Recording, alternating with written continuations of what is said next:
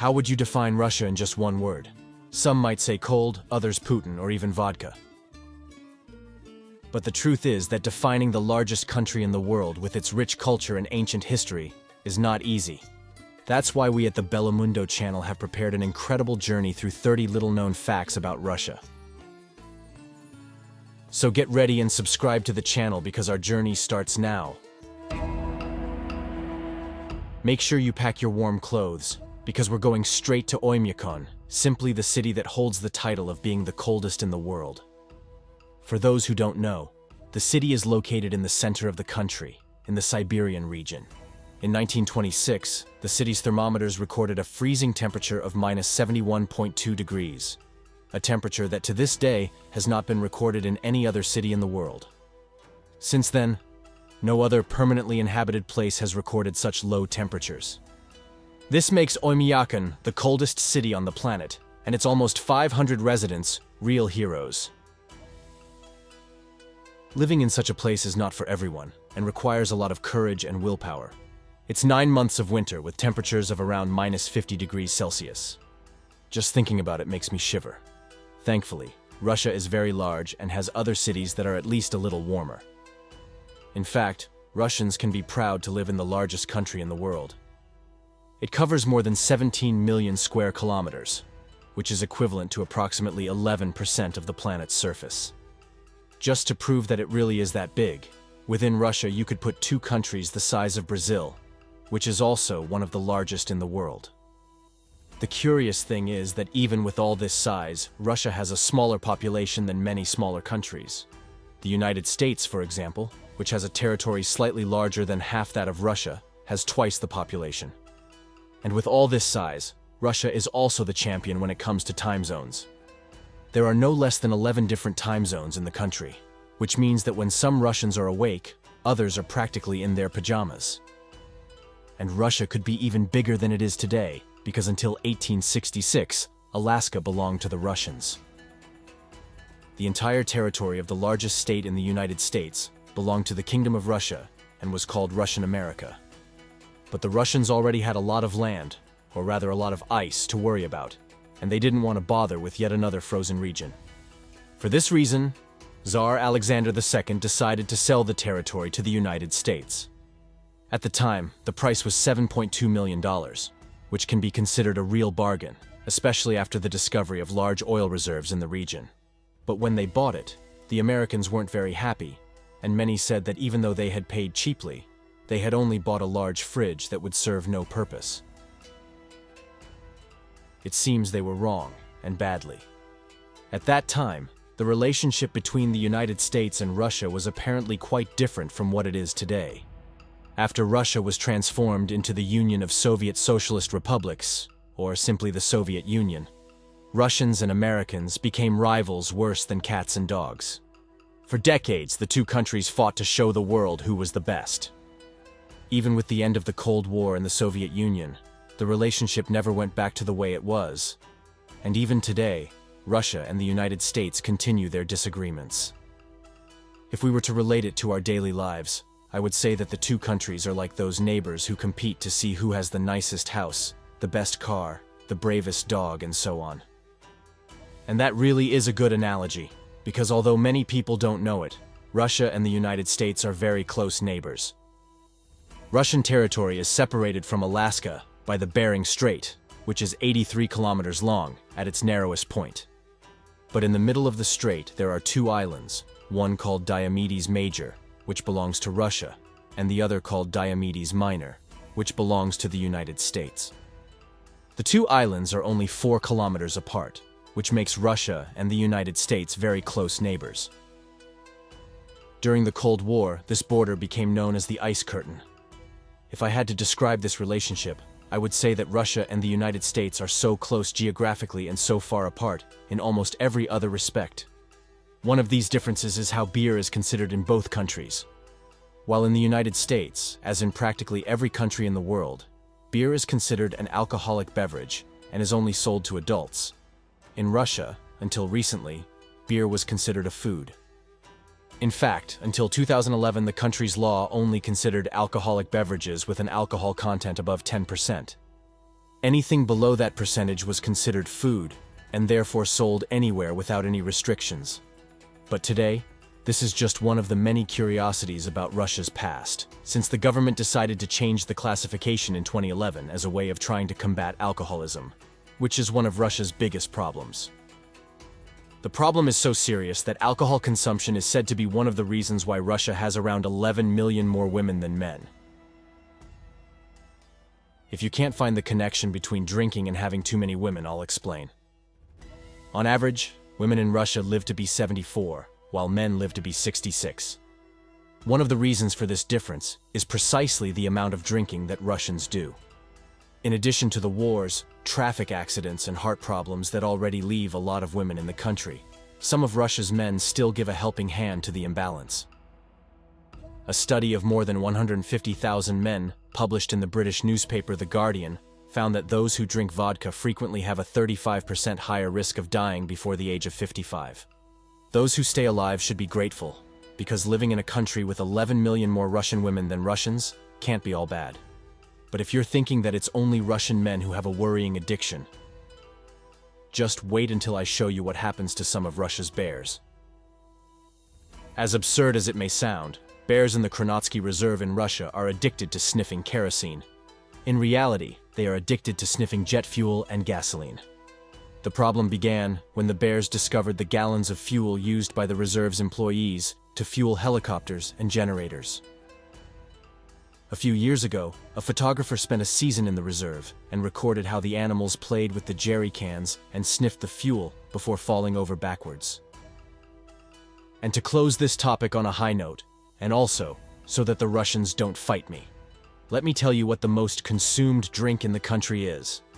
I'll tell you right away that it's not vodka, and you'll be surprised.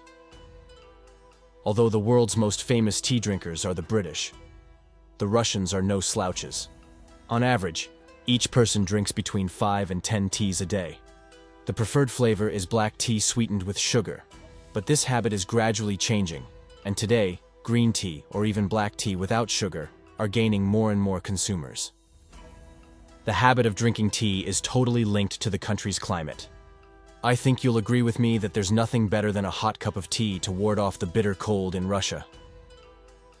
In addition to tea, it takes a lot of creativity to beat the low temperatures and still find a way to have fun. But the Russians are masters at this and have come up with ways to pass the time.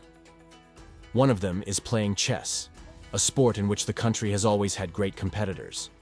But there are also more extreme ones, such as ice hockey and helicopter golf. No, you didn't hear wrong, although it's not a popular sport practiced by many people. In Russia, a group of people, or rather crazy people, practice a very different kind of golf. The unusual images of the sport have gone viral around the world, and in them we can see how low the helicopter has to fly in order for the player to be able to hit the ball with a giant club. If you've been watching our recent videos, you've probably seen some very different sports, such as hurling in Ireland and polo with elephants in Nepal. But this one, I'd say, beats them all when it comes to innovation. And if you think you don't have the courage to get on a helicopter to play golf, don't worry. No one will call you a coward. But if you try to protect your ears before the temperatures drop below -20 degrees, I can't guarantee anything. The famous Russian winter hat, the Ushanka, is known for its ear flaps that can be lowered to protect against extreme cold. However, there is a curious cultural tradition among Russians, who consider it an act of cowardice to lower the Ushanka's ear flaps when the thermometers are above -20 degrees. This practice dates back to military times, when Russian soldiers demonstrated their resistance to the cold by keeping their ear flaps up until the cold became unbearable. Today, this tradition persists as a symbol of bravery and resistance to the harsh winter.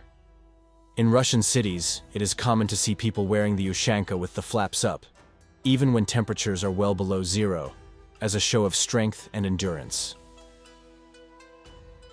To me, it's really an act of great courage, but it's nothing like the bravery that the Russians, especially the inhabitants of St. Petersburg, showed in the Second World War. Everyone knows that a certain mustachioed German wanted to succeed where Napoleon had failed, that is, to conquer Russia. It's even said that he had the victory celebration all planned out. In 1941, German forces laid siege to the city of St. Petersburg, which at the time was called Leningrad.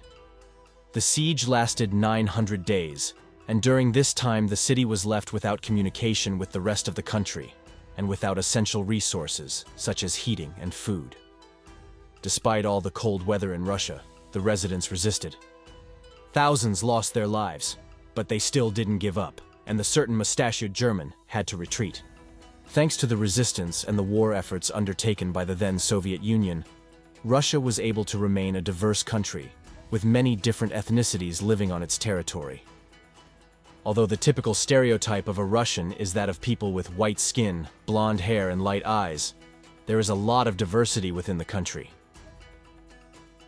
There are around 190 ethnic groups living throughout Russia, many with characteristics typical of Central Asian peoples.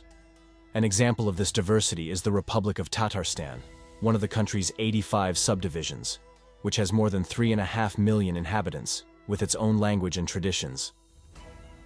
As I've just mentioned tradition, it's impossible not to remember the traditional matryoshkas, which are those dolls, usually made of wood, that have another doll inside, which in turn has another inside, which, in turn, you get the idea, right? The most curious thing is that these dolls, so characteristic of Russia, may have their origins in Japan. According to some reports, at the end of the 19th century, a Russian craftsman called Vasily Zvozdochkin created the first matryoshka doll by adapting an idea from a Japanese doll. But it wasn't a simple copy. With the help of the painter Sergei Malutin, he created the first doll with elements typical of Russia. The first creation was a representation of a typical Russian peasant girl, wearing a headscarf and holding a rooster. Since then, these beautiful dolls have become a symbol of motherhood and fertility, as they represent a woman carrying several generations of children. And I'd like to see someone say, they're not Russian. If there is any doubt about the origin of the matryoshkas, the same cannot be said of Tetris. The classic electronic game that has delighted generations for decades was invented in Russia, and no one disputes that. In fact, it was invented in 1984, when the country was still part of the Soviet Union, but in the end it went down in history as a Russian invention. It was in the same year that engineer Alexei Pajitnov, a computer scientist at the Moscow Academy of Sciences, created the game as a way of testing the capabilities of Soviet computers. Without much pretension, he named the invention Tetris, a mixture of the Greek word tetra, which means four, and tennis, which was the inventor's favorite sport. He chose the word tetra because all the game pieces had 4 blocks. I played a lot of Tetris in my childhood, didn't you? If this video made you remember the good times of your childhood, it's definitely worth a like. So don't forget to give it a like before we continue our journey through the incredible curiosities of Russia. The next part of our journey will be by train, but not just any train in the world. We'll be boarding the fantastic Trans-Siberian Railway, which I'm sure you've heard of, but you can never go back too far. The Trans-Siberian Railway is the longest railroad line in the world, crossing the vast Russian territory from Moscow to Vladivostok. Opened in 1916, this impressive feat of engineering stretches for approximately 9,289 kilometers and crosses 8 time zones, connecting Russia's European west to East Asia. A complete journey on the Trans-Siberian takes around 7 days and offers passengers a unique insight into the country's geographical and cultural diversity. Passing through large cities, remote villages, dense forests, vast steppes, and majestic mountains. As well as being a vital route for transporting goods and passengers, the Trans-Siberian Railway is an icon of adventure and romance, inspiring writers, filmmakers, and travelers from all over the world. Traveling on the Trans-Siberian is an unforgettable experience that allows you to explore the vastness of Russia and gain a better understanding of life in the country's different regions. Leaving the rails and heading for the heights, let's now get to know the Sky Bridge, the scariest footbridge in the world. Get ready for an adrenaline rush at our next stop. Located in Sochi, in the south of Russia, the Sky Bridge is considered one of the scariest walkways in the world. This impressive suspension bridge stretches 439 meters over a deep valley in the Krasnaya Polyana region. At a height of 207 meters, the Sky Bridge offers spectacular views of the Caucasus Mountains and the Black Sea, but can also cause vertigo in visitors who venture across it. The bridge is made of steel and glass, allowing visitors to clearly see the abyss below their feet, which adds a good dose of adrenaline to the crossing.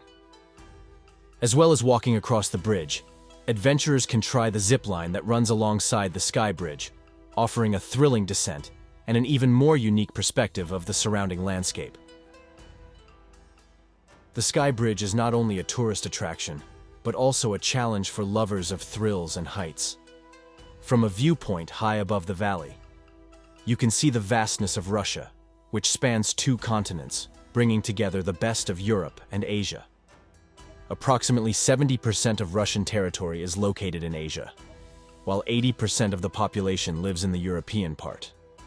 This uneven distribution creates a fascinating fusion of cultures, traditions, and influences.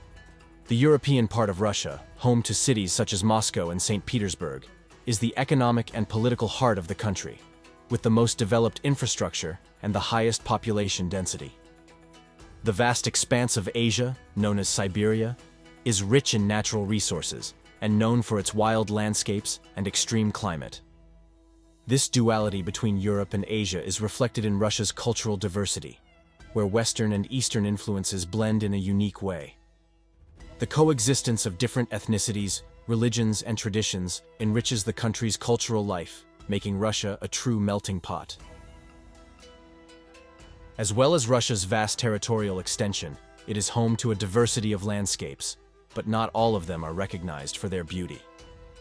Lake Karachay, located in the Chelyabinsk region, is sadly famous for being the most radioactive lake in the world. During the Soviet era, the lake was used as a disposal site for radioactive waste from the Mayak nuclear weapons processing plant. As a result, the lake accumulated extremely high levels of radiation, making it deadly dangerous for any form of life. At some points, just an hour's exposure to the lakeshore can be enough to cause death from radiation. To mitigate the risks, the lake was partially filled in with concrete in the 1990s, but it still represents a dark legacy of the nuclear arms race. Lake Karachay is an extreme example of the environmental challenges faced by Russia due to its industrial and military past. However, alongside such horrors, Russia is also home to some of the most impressive and enduring fortifications in history, such as the largest continuously occupied medieval fortress in the world. If you haven't yet connected the name with the monument, don't worry. I'm sure you know what I'm talking about. You just need to refresh your memory. Russia is home to the Moscow Kremlin, the largest continuously occupied medieval fortress in the world. Located in the heart of the Russian capital, the Kremlin is an imposing citadel that houses important government institutions, including the official residence of the Russian president. The Kremlin's walls and towers date back to the 15th century, and were built by Italian architects, reflecting a unique architectural style that combines Russian and Renaissance elements. As well as being a political center, the Kremlin is a historical and cultural treasure trove, containing several cathedrals, palaces, and museums that preserve Russia's rich history. Strolling through the Kremlin is like taking a trip back in time, exploring centuries of Russian history. This fortress is not only a symbol of power, but also a testament to the resilience and continuity of the Russian nation. Just as the Kremlin holds historical treasures, Russia also boasts some of the world's most impressive natural wonders. Among them is Lake Baikal, the deepest lake on the planet, whose beauty and mystery attract visitors from all over. It is located in the region of Siberia and is considered the deepest lake in the world, reaching a maximum depth of 1,642 meters. In addition to its impressive depth, Baikal is also the oldest lake on the planet, some 25 million years old. This crystal-clear body of water contains approximately 20% of all the world's unfrozen fresh water, making it a true natural treasure. The lake is famous for its unique biodiversity, home to thousands of species of plants and animals, many of which cannot be found anywhere else. Among these species is the Nerpa, the world's only freshwater seal. Baikal is revered not only for its natural beauty, but also for its ecological and cultural importance. In winter, the lake freezes over completely, creating a vast expanse of ice that attracts adventurers and photographers from all over the world. Like this lake, Russian forests represent a vital part of the global ecosystem. But now let's explore the vast expanse of Russian forests and their environmental importance. Russia is one of the richest countries in terms of natural resources, and its vast forests are a testament to this. The country is home to around 20% of the world's forests, covering approximately 815 million hectares. These forests play a crucial role in absorbing carbon dioxide, helping to mitigate the effects of climate change.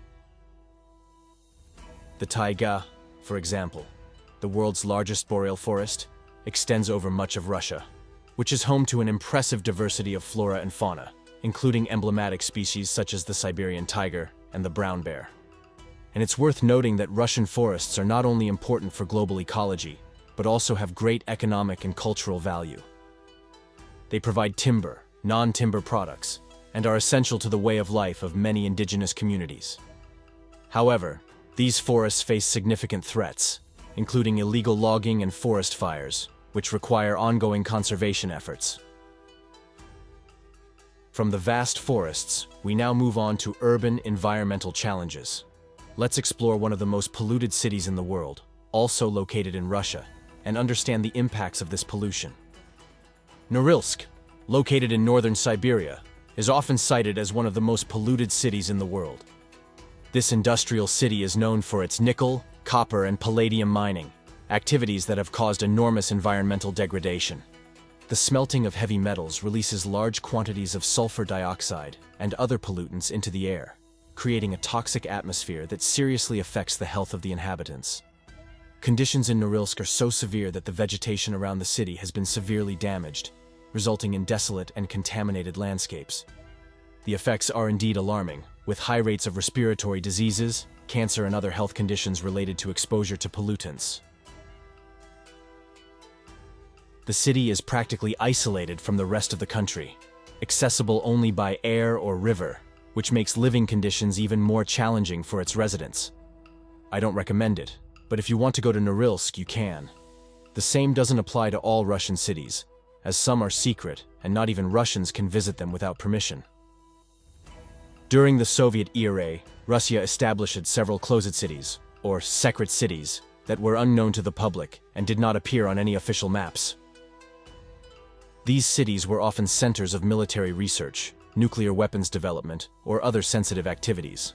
A famous example is the city of Zheleznogorsk, created to produce plutonium for nuclear weapons. To this day, many of these cities continue to operate under strict security measures and remain inaccessible to most Russian and foreign citizens. Residents of these cities had access to special benefits, such as better living conditions and greater access to goods and services, in exchange for their cooperation and secrecy. Even after the collapse of the Soviet Union, some of these cities maintained their secret status due to the strategic importance of their activities. The culture of secrecy and isolation that surrounded these cities contributed to an air of mystery that persists to this day. Russia does indeed have many enigmas, but on the other hand, chemistry became less mysterious after a Russian scientist presented the result of years of study. The periodic table of the elements, one of the most fundamental tools in chemistry, was created by Russian scientist Dimitri Mendeleev in 1869. Mendeleev organized the known elements according to their chemical and physical properties, leaving blank spaces for elements that had not yet been discovered.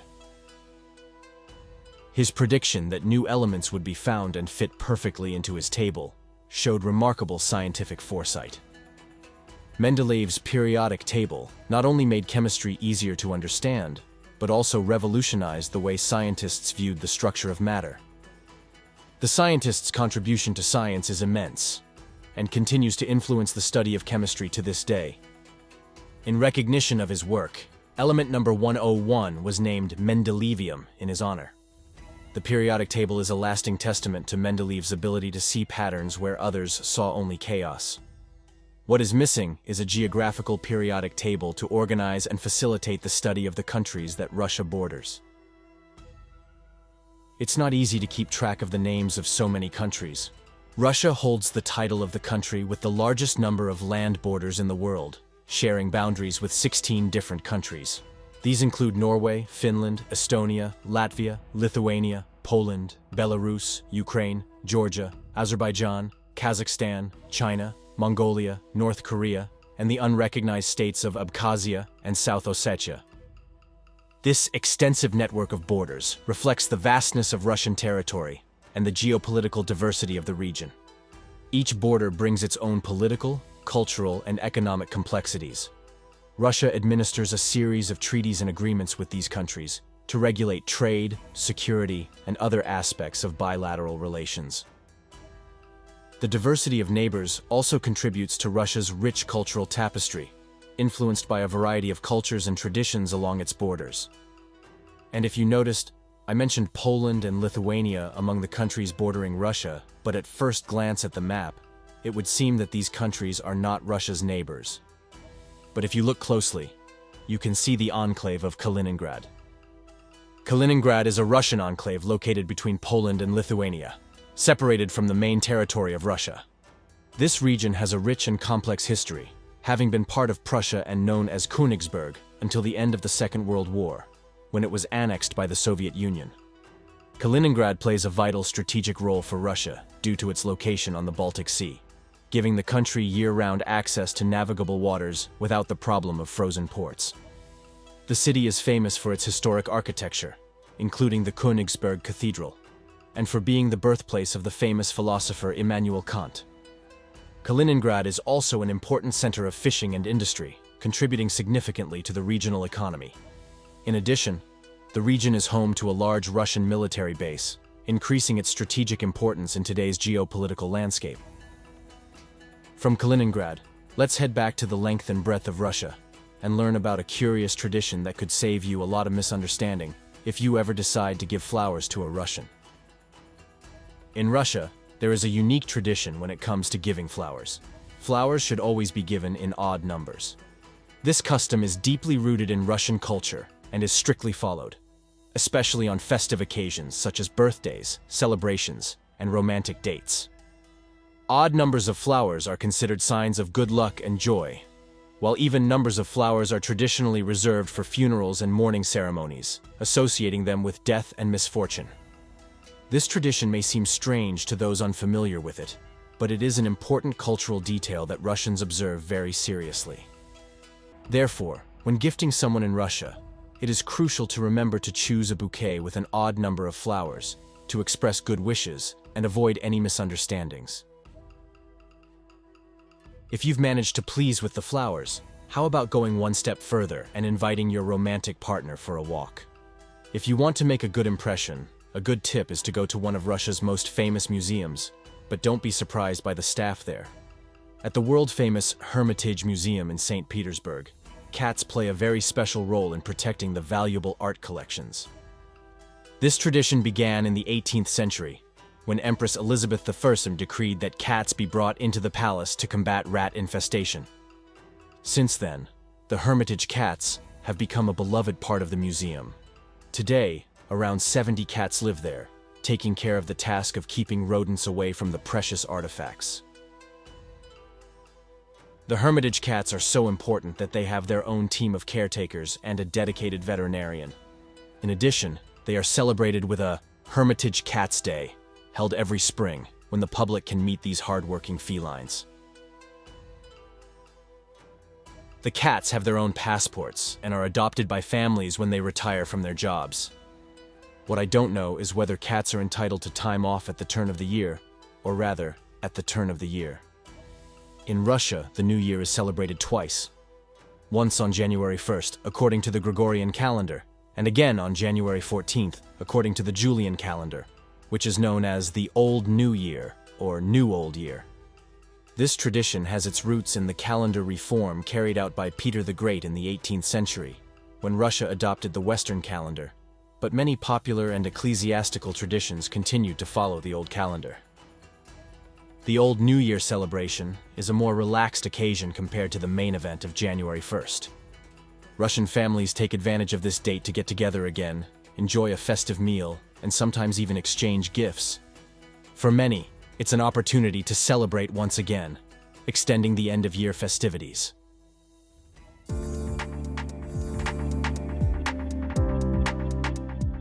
When we think of Russia, the dominant figure that comes to mind is usually President Vladimir Putin, which evokes power and the image of a country run by powerful men, where women are in the minority. And you're not wrong. Power is concentrated mainly in the hands of the male audience. But what you may not realize is that this image of powerful and strong Russian men may be somewhat distorted from the actual reality, and that in reality, women are in the majority in this country. Sounds surprising, doesn't it? In this video, we are going to introduce you to a different reality, dismantle some ideas, and present you with data that will certainly make you rethink your perspectives on Russia. Are you curious? Join us to get to know this reality. Russia is the largest country in the world in terms of land area. It is located between Europe and Asia and spans a total of 11 time zones. Health and education are a priority, and essential services are widely accessible to all without exception. With a comprehensive transport network, ranging from roads and railroads to modern gas pipelines, Russia is a vital logistics hub between Asia and Europe. Its solid infrastructure plays a crucial role in the local economy. Despite being a democracy, Russia faces criticism for controversial measures, corruption, and censorship. Internationally, human rights concerns persist, but those who think it is all brutality and militarism are wrong. One of the country's curiosities is its very special culture, with an emphasis on valuing different forms of artistic expression, such as literature and music. In the country of the Tsars, there is another striking fact: the gender disparity. Did you know that there are more women than men in Russia? The history of this imbalance goes back more than 100 years, with deep-rooted causes, such as wars and contemporary events like World War II, for example, which ended with the loss of more than 25 million Russian soldiers in combat. This gap continues to this day. In 2018, Russian Rosstat census data revealed that 54% of the Russian population was made up of women, while men accounted for 46%. But you'd be completely wrong if you think this disparity is solely due to the wars and conflicts the country has faced and continues to face. There are several factors that have nothing to do with the military. For every girl born in Russia, about 1.06 boys come into the world, in line with the world average of 1 boy for every girl. However, after the age of 25, the proportion of men drops at a strange rate to less than 1 man for every woman, a phenomenon not seen in other parts of the world. And now you're probably wondering, why is this? Today, the life expectancy of Russian men is greatly affected by addictions such as alcoholism and smoking. Globally, smoking is responsible for 1 in 10 deaths, half of which are concentrated in just 4 countries, and Russia is one of them. Today, it is the 5th country in the world with the highest number of smokers, 41% of its population. It is worth noting that this rate is almost 3 times higher among men, at 60%, while among women, it is only 23%. Another worrying fact is alcohol consumption. Everyone knows that Russia is known worldwide for its love of vodka, right? But what you may not know is that according to a recent study published in the specialized journal The Lancet, 25% of Russian men lose their lives before the age of 55, with alcohol, especially vodka, being the main factor. Today, each Russian adult consumes an average of 13 liters of pure alcohol per year, of which 8 liters are distilled spirits, mainly vodka. But believe me, this figure has decreased over time. According to a 2012 report, about 500,000 deaths per year in Russia were related to alcohol consumption, and at that time, Russians drank an average of about 32 liters of alcohol per year. In Spain, the comparable figure is 12.7 liters per adult, of which 60% is beer and 40% spirits. And speaking of beer, did you know that in Russia it was not considered alcohol? People of any age could buy and drink beer, as it was classified as food and considered a kind of soft drink. It wasn't until 2011, when a law by then President Dimitri Mendeleev came into effect that all beer was officially recognized as alcoholic. To give you an idea of how much the population, especially men, enjoy a drink, in 1985, Mikhail Gorbachev, then president of the country, launched a campaign against alcoholism, as he thought that by getting the population to get less drunk, he would increase production, pulling the country out of the economic crisis. However, that was not exactly what happened. These anti-alcohol measures had unexpected and, in some cases, negative consequences. The rise in alcohol prices caused a collapse of the domestic market, causing unemployment and product shortages. As a result, people looked for illegal alternatives, such as making drinks at home and consuming substances not intended for human consumption. Anything could be substituted for vodka, from perfumes to insecticides. A survey conducted by the Pew Research Center in 2013 revealed a clear gender gap in attitudes toward alcohol consumption. Surprisingly, 52% of women considered alcohol consumption morally unacceptable, in contrast to 36% of men. Irresponsible attitudes toward alcohol also affect men.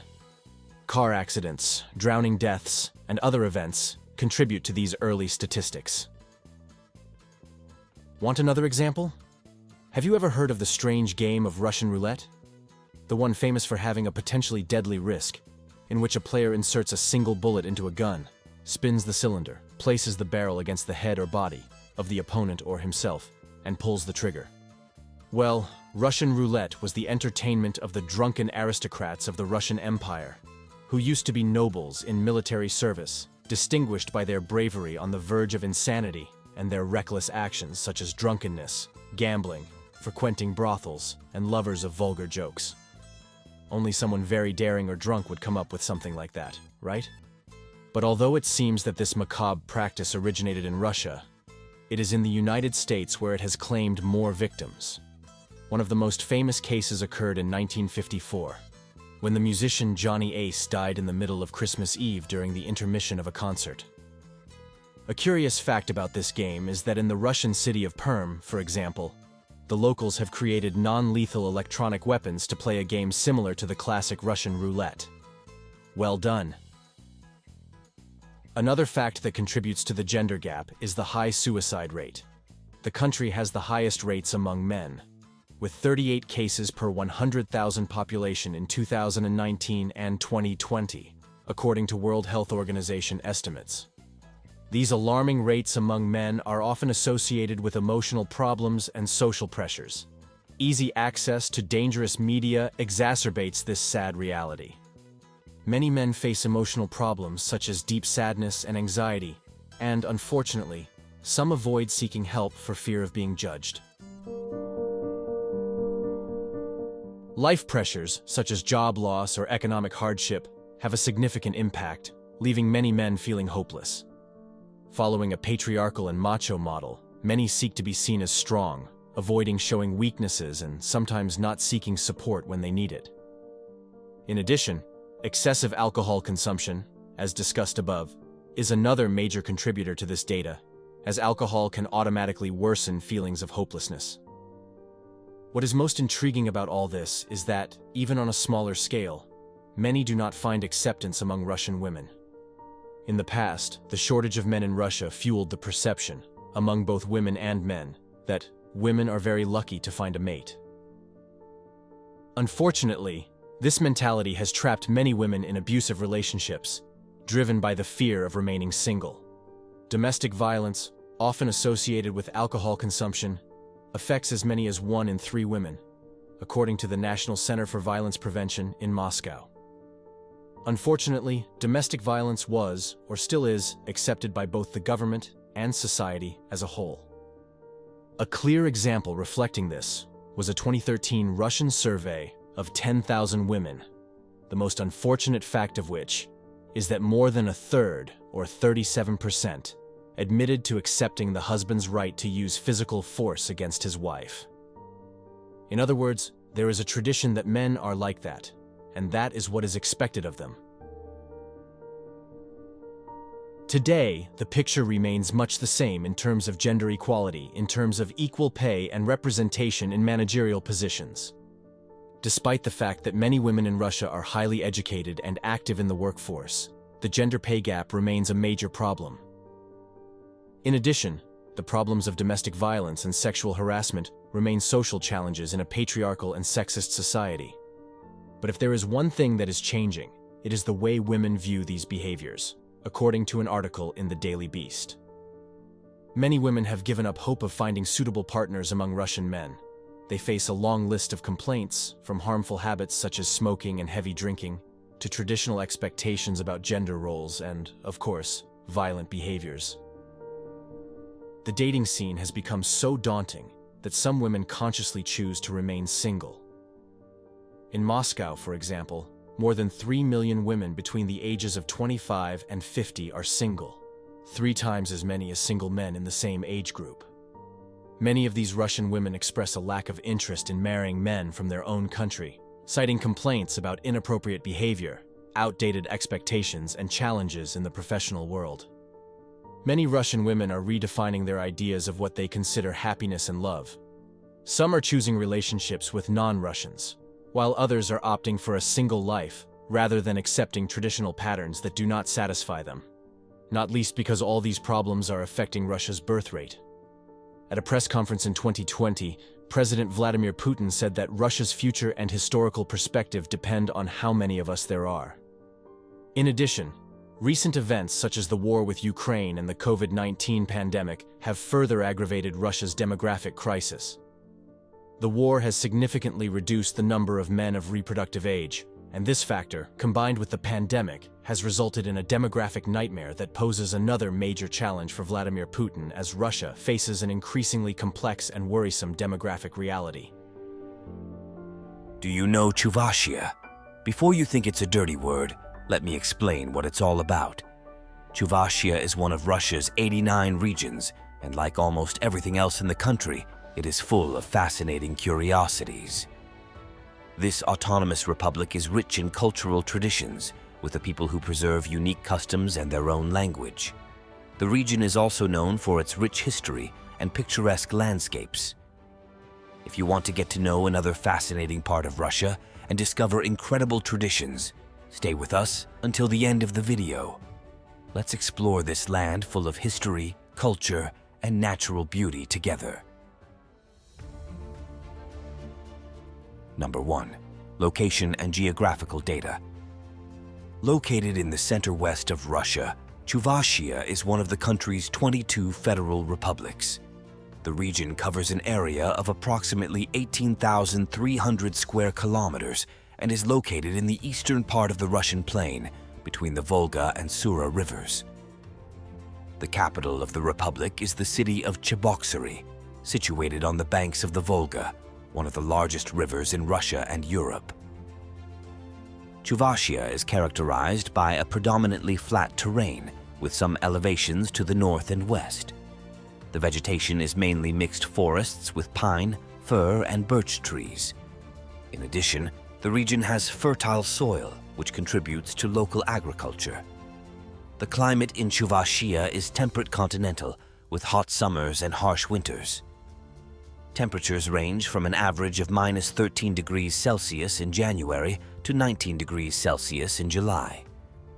The average annual rainfall is around 550 millimeters, distributed relatively evenly throughout the year, with a higher incidence in the summer months. Chuvashia's hydrography is dominated by the Volga River, which is not only vital for water supply and transportation, but also for hydroelectric power generation. Other important rivers include the Sura and Sivil, which flow into the Volga. Chuvashia is divided into 21 administrative districts and has several cities and towns, the main ones being Cheboksary and Novocheboksarsk. The population of the republic is around 1,200,000, made up mainly of Chuvashians, as well as Russians and other ethnic groups. This combination of geographical and climatic features makes Chuvashia a diverse and important region in the context of the Russian Federation. Number 2. The capital. Cheboksary is the capital of Chuvashia and is situated on the banks of the Volga River, one of Russia's most iconic rivers. With a population of around 500,000, the city is an important cultural, economic, and administrative center of the Republic. The city is known for its beautiful waterfront, the Volga Promenade, which offers panoramic views of the river and is a popular spot for walks and recreational activities.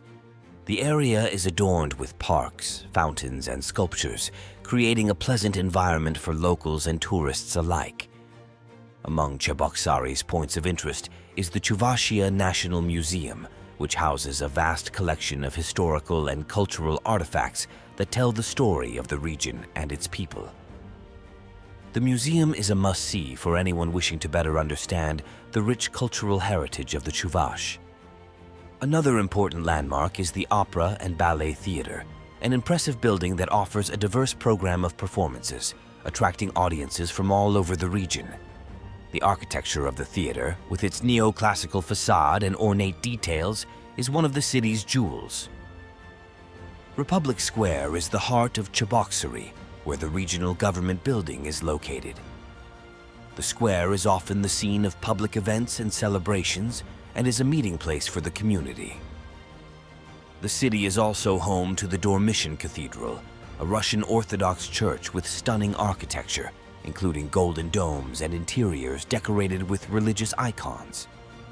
The cathedral is one of the main places of worship and a symbol of the local faith.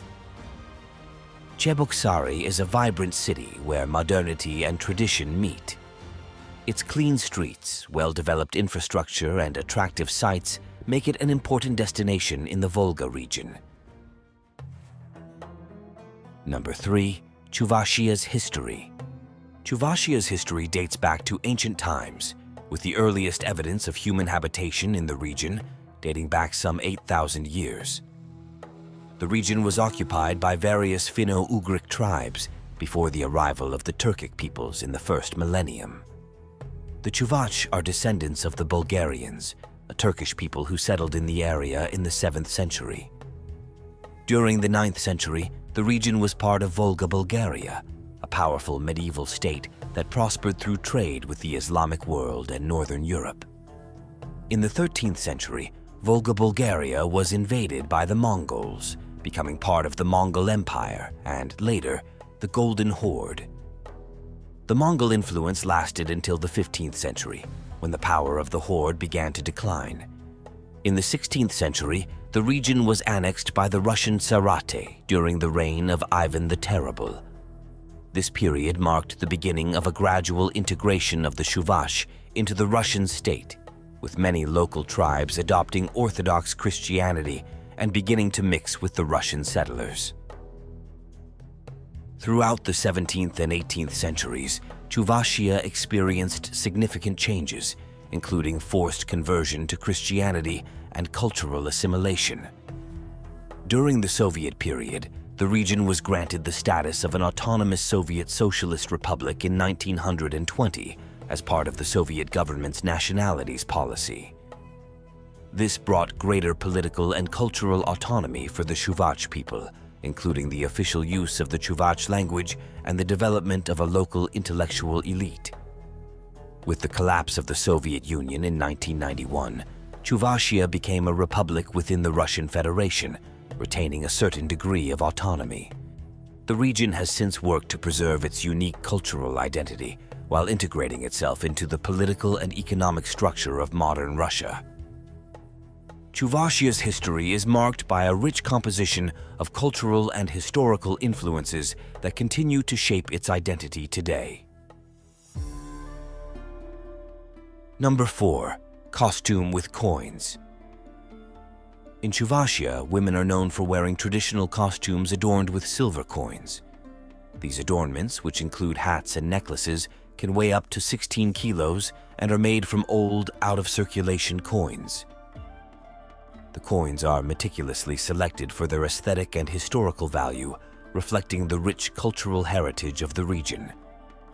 The sound the coins make when they clash is a distinctive feature of these costumes. The costumes are worn on special occasions, such as weddings and traditional festivities, and play an important role in expressing cultural identity and social status.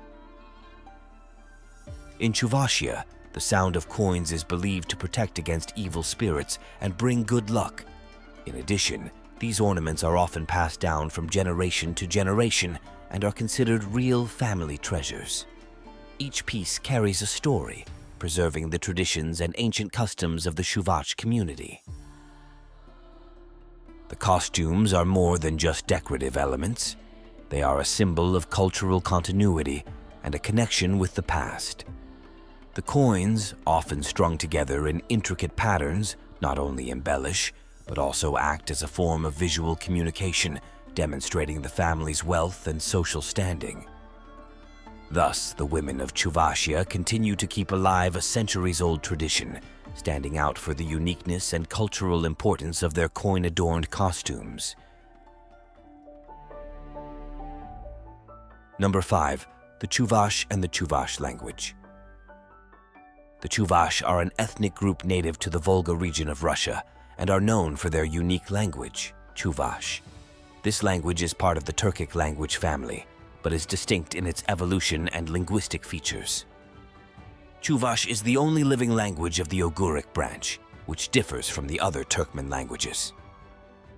The language has two main dialectal variations, High Chuvash and Low Chuvash, with marked regional differences.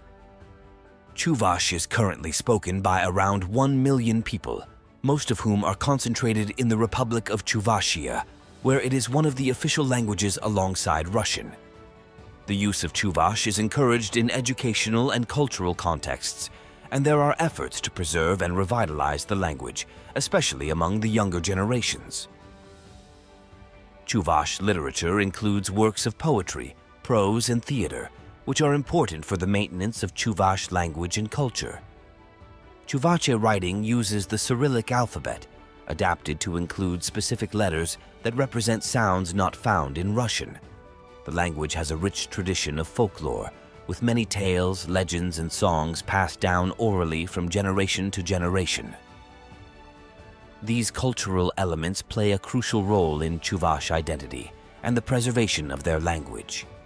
In short, Chuvash is a vibrant language and culture, albeit at risk due to the increasing dominance of Russian.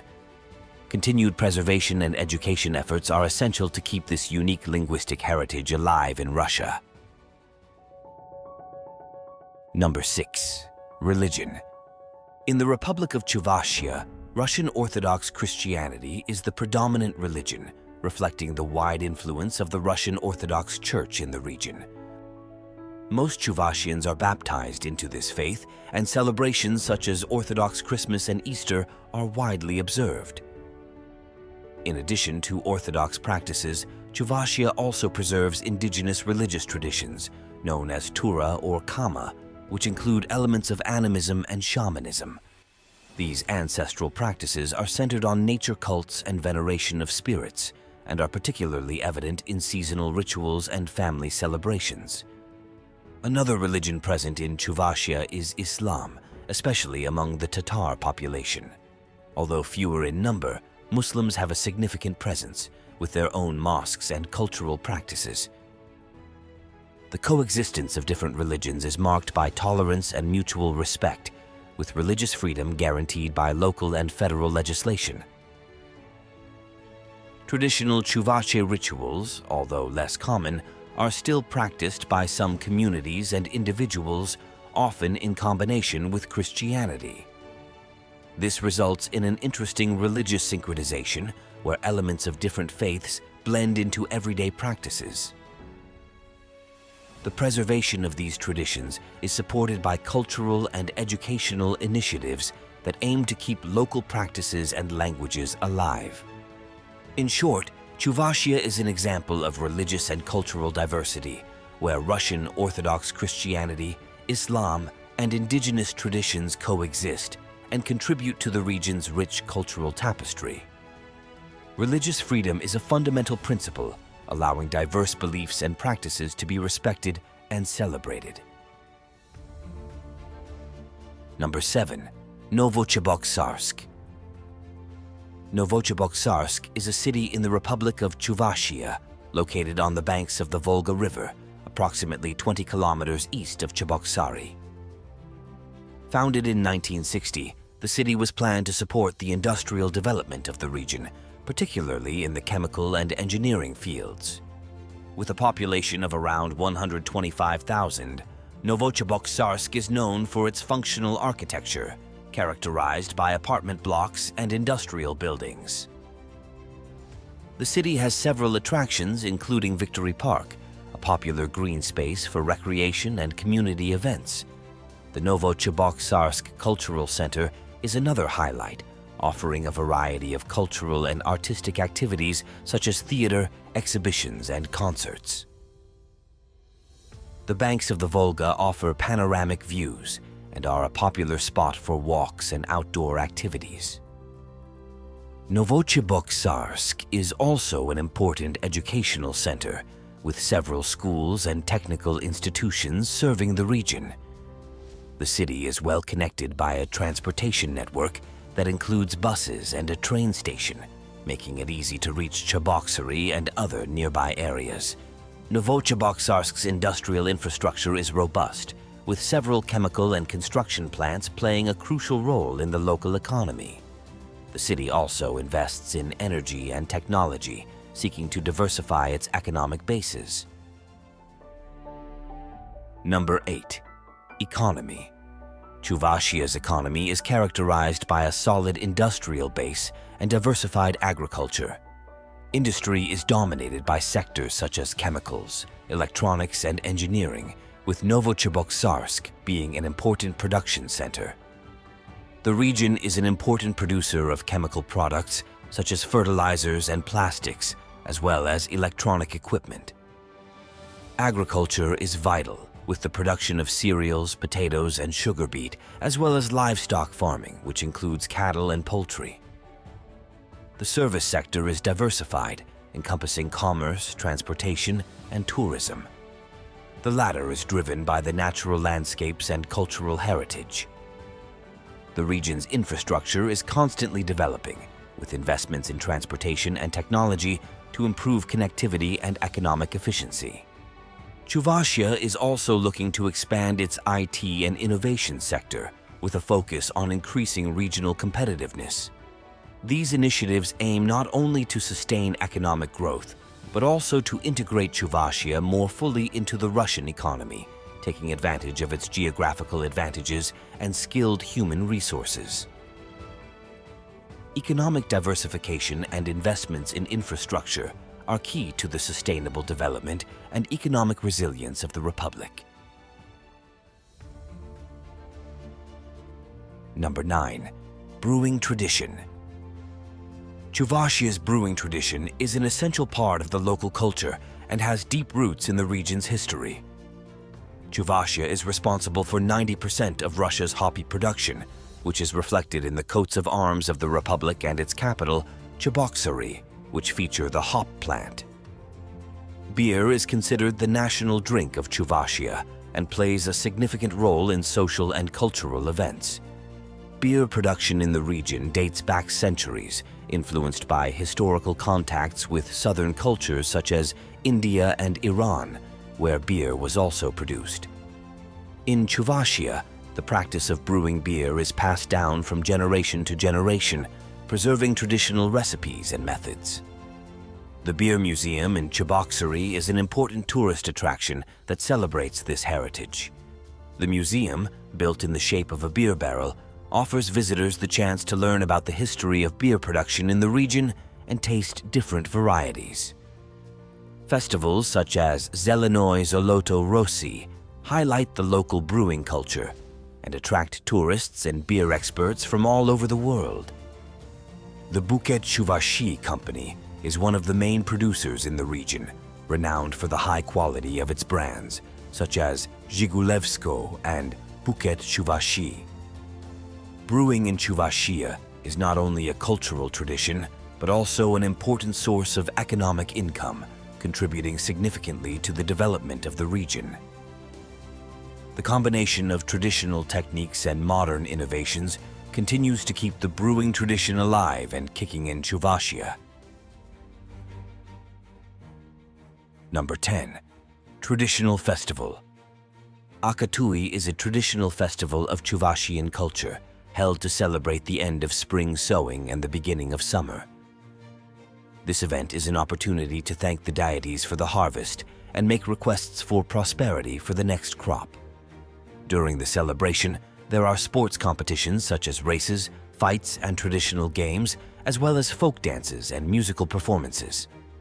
Participants wear colorful traditional costumes, highlighting local handicrafts and the region's rich cultural heritage. The festival also includes the exhibition and sale of handicraft products and typical foods. Akatui is a time for strengthening community ties, bringing together residents from different villages to share their traditions and culture. The festival is an important part of Chuvashia's cultural calendar, preserving and promoting Chuvashian cultural identity.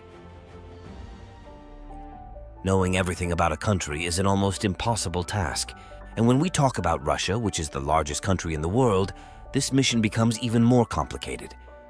Generally, most people, and it's very likely that you too, only know the main cities, such as Moscow and St. Petersburg, the most famous monuments such as the Kremlin and Red Square, and the best-known chapters of history, such as the Red Revolution and the Cold War period.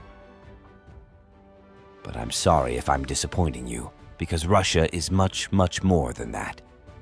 Want to see? In the far east of the country, there is a region called Chukotka, which alone is larger than most countries in the world, and which holds secrets and traditions that are very little known. One of them, called Nevtungait, may come as a shock to many people, as it involves the sharing of women among the locals and even with visitors. Do you want to learn more about this tradition and also discover a lot about the history and amazing landscapes of this unknown part of Russia? Then get ready for a fascinating journey through Chukotka. Chukotka is a vast peninsula located in the far northeast of Russia, bordered by the Chukotka Sea to the north and the Bering Sea to the east. If you look at the map, you'll see that Chukotka is so close to Alaska that, on clear days, you can see the American territory across the Bering Strait. This geographical proximity to the United States is a curiosity in itself, as the region is part of one of the most remote and unexplored areas in the world. Chukotka's climate is harsh, with long and extremely cold winters, where temperatures can drop below -40 degrees Fahrenheit. In summer, the climate is milder, but still cool, with temperatures rarely exceeding 10 degrees Fahrenheit. This region is marked by icy tundras, rugged mountains, and a rugged coastline, creating breathtaking landscapes that look ideal for a wildlife documentary. And speaking of wildlife, Chukotka is home to an incredible diversity of fauna, including polar bears, reindeer, and various species of migratory birds. The vegetation is typical of Arctic regions, with lichens, mosses, and some species of shrub adapted to the extreme cold. Now that you have an idea of where we are, let's take a step back in time and learn a little about Chukotka's fascinating history. To understand Chukotka, we need to go back thousands of years in time. The history of the region is marked by the presence of indigenous peoples, mainly the Chukchis, who have inhabited these lands for over 3,000 years. They are known for being excellent hunters and fishermen, essential skills for survival in such a hostile environment. The Chukchis have developed a rich and unique culture adapted to the harsh climatic conditions. Living in tents called yarangas and traveling by dog sled, they created a society that depended heavily on hunting marine mammals such as whales and seals, as well as reindeer herding. These activities not only provided food, but also materials for clothing, shelter, and tools. In the 17th century, Russian explorers began to arrive in the region in search of new lands and resources. Initial contact between the Russians and the Chukchis was marked by conflict, but eventually led to trade and mutual cultural influence. Russia, interested in expanding its territory and trade routes, annexed Chukotka in the mid-18th century, integrating the region into the Russian Empire. During the Soviet period, Chukotka underwent significant transformations. The Soviet government implemented collectivization and industrialization policies, which had a profound impact on the lives of the Chukchis. Many were relocated to permanent settlements and encouraged to adopt the Soviet way of life, which resulted in a considerable loss of their traditions and nomadic way of life. After the fall of the Soviet Union, Chukotka went through a period of transition and cultural revitalization. Today, the region is considered an autonomous okrug of Russia, which means that it is not subordinate to any oblast and answers directly to the federal government. Administratively, Chukotka is headed by a governor who is chosen directly by the President of Russia, without taking into account the will of the people or the governor's connection to the region. A clear example is that between the years 2000 and 2008, the governor of Chukotka was the Russian oligarch Roman Abramovich, known for his fortune of billions of dollars and for having owned the English soccer team Chelsea for many years. He was appointed by Vladimir Putin himself and reportedly tried to resign twice, only to be denied by the all-powerful Russian president. But information like this becomes almost irrelevant in the face of the riches that the place possesses and the curious way in which the Chukchi have viewed marriage and relationships throughout their history. Even though they were in an absolutely remote region and lived without contact with other peoples, the Chukchis have some characteristics that are common to practically any living being: the instinct to preserve their own lives or their species. Because they lived in extreme conditions, survival was difficult, and so that they could continue to exist, certain rules were created. For a long time, the tribe was governed by the law of levirate. This rule, which got its name from being quoted in the Bible, obliges the brother of a deceased person to marry the widow and take over the dead man's family. This increased the chances of survival for the widow, her children, and consequently, the whole community. However, the law was flawed, and when the deceased had no siblings, there was no one to take care of the widow. For this reason, the Chukchis began to adopt a practice they call nevtungait, which means something like wife companionship. As a result of this tradition, the men began to enter into a friendship agreement with each other, which included the sharing of wives. In practice, the agreement created a large family, which was expanded over time to have many couples forming just one family. But I bet you're curious to know how this worked in practice, and that's what I'm going to tell you now. Contrary to what many people think, nevtungit was not a casual behavior used to promote quick relationships. The constitution of a group marriage was an agreement that served to strengthen the bonds of friendship, solidarity, and social unity between certain individuals in the group. By forming a large family, in addition to joining forces for everyone's survival, the loss of one of the members would not pose a serious threat to the continuity of the family. The ancient Chukchis probably had no idea, but by establishing collective marriages and wife swapping, they were also helping to prevent the emergence of disease. Being a small group of people, monogamous relationships could reduce genetic combinations and lead to the birth of members with genetic problems. By creating so many relationships, the Chukchis ensured greater genetic diversity and consequently a healthier population that was less susceptible to health problems. The genetic issue was further helped by another tradition practiced by the Chukchis, which was not directly related to nevtungait, but which can ultimately be considered a consequence of this practice.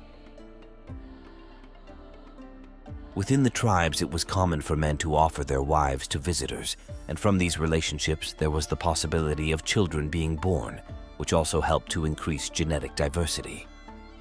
According to researchers who have studied the customs of the tribes, collective marriage also served to increase the population, since in the case of couples where one of the members was unable to have children, the other had the opportunity to generate a life with other partners.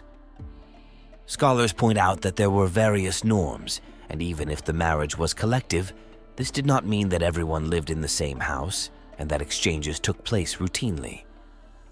Each couple that made up a family had their own home, and the most common thing was that when a woman was absent due to her duties, another member of the family would take her place, returning to her official husband after a period.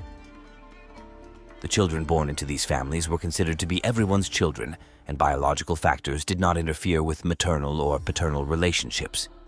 They really did form large families, where everyone took care of everyone else, prioritizing the common good before any feelings. Some reports published at the beginning of the last century show that women played a decisive role within this structure, and that, as well as having their wishes respected, they approved of this way of life. For a long time, this type of marriage was common in Chukchi society, and most families were made up of several couples and the children of these unions. However, with the tribe's increasingly frequent contact with the rest of civilization, it became rarer and rarer, and with the transformation of Russia into the Soviet Union and all the changes imposed by the new regime, the tradition was practically lost. But the Chukchis continue to inhabit the Chukotka region and have a lot to show for it. One of the most notable features of Chukotka is its time zone. The region is 9 hours ahead of Moscow, further highlighting its isolated location.